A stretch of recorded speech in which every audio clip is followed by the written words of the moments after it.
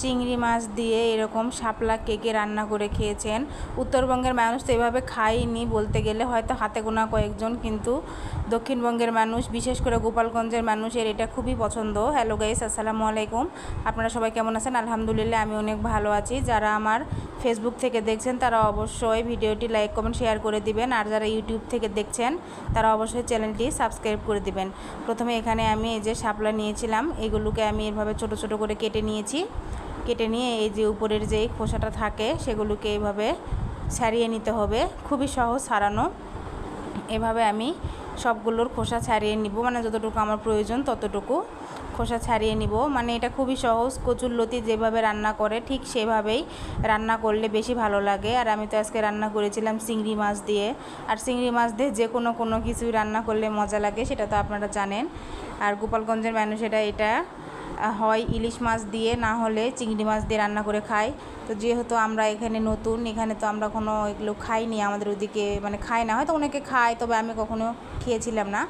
তো এখানে এসে এদের দেখে আমি ভাবলাম দেখি তো আমি একটু রান্না করে কেমন লাগে। তো বেশ মজাই লেগেছিল প্রথমবার হিসেবে।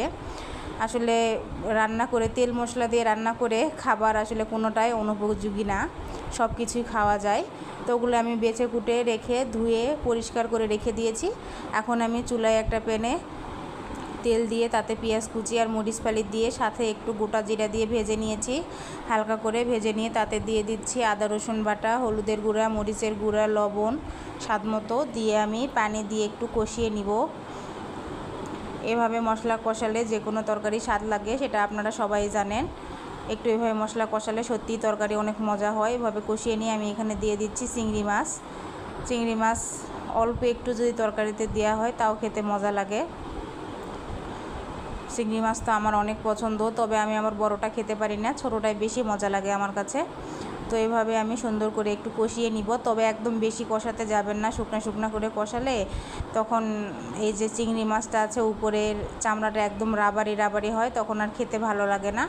এই জন্য অল্পই একটু কষিয়ে নেবেন, যেহেতু রান্না হবে অনেকক্ষণ, তাই অল্প একটু কষিয়ে নিয়ে এখানে আমি দিয়ে দিলাম এই যে বেছে রাখা শাপলাগুলো।